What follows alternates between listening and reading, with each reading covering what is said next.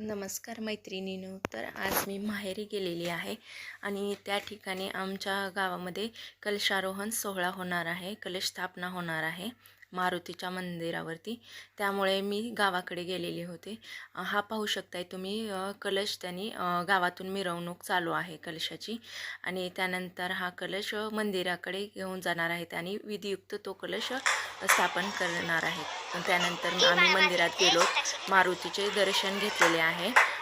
याला आम्ही काळा मारुती म्हणतो. हे मंदिर आहे गावामध्ये आमच्या. आणि तुम्ही या ठिकाणी पाहू शकता, मी दर्शन घेत असताना फुल पडलेलं आहे, म्हणजेच मला आशीर्वाद लाभलेला आहे. तर असू द्यात. आणि त्यानंतर आम्ही दर्शन वगैरे घेऊन कीर्तन या ठिकाणी चालू झालेलं आहे. सर्वजण अगदी मन लावून कीर्तन ऐकत आहेत. आणि या ठिकाणी बोधले महाराज म्हणून महाराज होते, त्यांनी खूप छान प्रकारे एकदम छानपैकी कीर्तनाचा सोहळा म्हणजे थाटामाटात साजरा झालेला आहे. आणि तुम्ही पाहू शकता या ठिकाणी बऱ्याच माहेरवासिनी आलेल्या होत्या आणि तो एक वेगळाच असा आनंद असतो. आपण पाहू शकता या ठिकाणी प्रत्येकजण या ठिकाणी उपस्थित राहिलेलं होतं. आणि हा माहेरवासिनींचा कार्यक्रम असल्यामुळे सगळेजण अगदी आनंदात होते आणि कार्यक्रम पण छान थाटामाटात चालला. अरे भावा लक्षात ठेव, अरे माझ्या माहेरच्या स्वाभिमानासाठी मी या समयीतल्या वातीसारखं जळत राहील, पण माझ्या भावाला आणि बापाला आणि आईला खाली मान घालायची कधी पाळी येऊ देणार नाही. त्याचं नाव सांगतो. एका कुल्फी काय सगळ्याची, यारे यारे यारे कुल्फी सगळ्याची. शिकलेल्या लोकांना माझी विनंती, शिकलेला काय कळतं मला सांगा. डॉक्टरला औषध कळतं, त्याला काय कळत नाही. वकिलाला काय कळतं, त्याला औषध कळत नाही. आणि दोघांना बी घर बांधायचं कळत नाही. पोरगी कलेक्टर होईल, तिला जिल्हा चालवायचं कळत. मग कुरवड्याचा चीक घेता येईल का तिला? घेता येईल का? मुलगा कलेक्टर होईल, सगळं होईल, पण गाडी सुधारायची मेकॅनिकला बोलावं. प्रत्येकाला जेवढं तेवढंच कळतंय, म्हणून फार शिकलात संस्कृतीचं उपेक्षा करू नका. त्याचा अर्थ पहा. उलट पहिल्यापेक्षा काळ चांगला आहे. जुन्या लोकांना शिक्षण नसल्यामुळे कळत नव्हतं. शिक्षण आहे, शिक्षणाचा फायदा करा. एका विवेकानंदाने शिक्षणाचा विचार केला तर जगाच्या पाठ सामाजिकदृष्ट्या कशी आहे, आध्यात्मिकदृष्ट्या कशी आहे, कौटुंबिक बोलली. गेली 75 वर्ष झाले आपल्याला लाख आश्वासन देऊन त्यांच्या मागे पिऊपणाचा येण्या हो, त्याला अंधश्रद्धा नाही. आणि साधू संतांनी दिलेला मार्ग आपल्या कल्याणाचा आहे आणि त्यांच्या त्यांना आपल्याकडून एका छडाची अपेक्षा नाही. त्या संतांच्या विचारानं जाणं, त्याला जर अंधश्रद्धा म्हणत असाल आणि त्यांच्या मागे मिळून आपलं वाटलं होत असेल, त्याला त्याचं नावच भारतीय संत.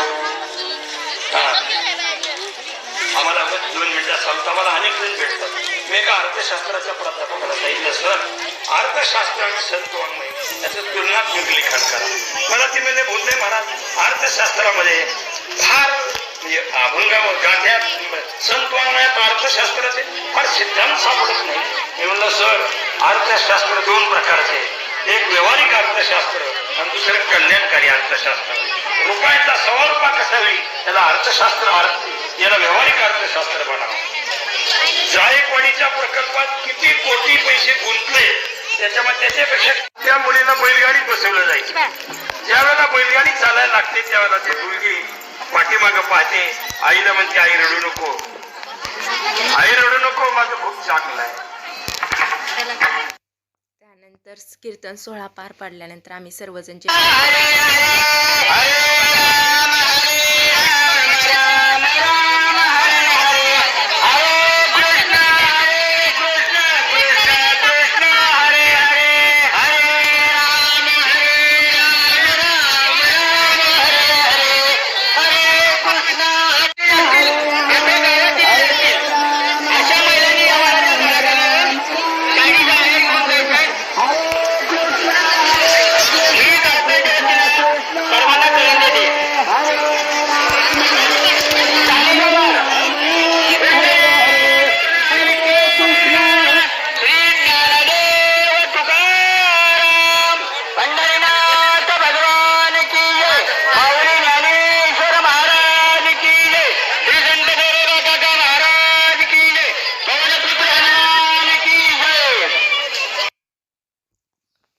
त्यानंतर आम्ही सर्वांनी जेवण वगैरे केलेलं आहे आणि स्वयंपाक पण खूप छान केलेला होता.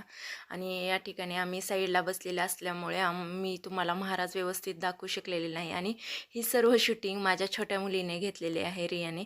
तिला बळच झाडावरती चढवून बळच तिच्याकडून शूटिंग घेतलेली होती. आणि त्यानंतर या ठिकाणी मुलींना आहेर देण्यास सुरुवात केलेली आहे. या ठिकाणी आम्हाला सर्व मुलींना एक साडी आणि महादेवाची पिंडदान आणि थोडीशी भाकरी म्हणून नुकती दिलेली होती बुंदी. तर पाहू शकता या ठिकाणी माहेरवासिनींचा योग्य असा मान सन्मान त्यांनी केलेला आहे.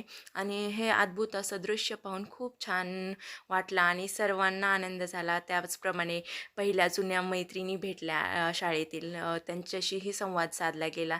त्यामुळे खूप छान वाटलं. सर्व गावकऱ्यांनी मिळून हा कार्यक्रम अतिशय उत्साहात आणि आनंदात साजरा केला. त्याबद्दल मी सर्व गावकऱ्यांचे आभारी आहे. आणि खूप छान प्रकारे म्हणजे छान वाटला कार्यक्रम. तसेच देवाची कलश स्थापना पण छान झाली. आणि हे सर्व वातावरण नयनरम्य असं होतं आणि खूप छान वाटलं असं आध्यात्मिक वातावरण पाहून. थँक्यू. धन्यवाद.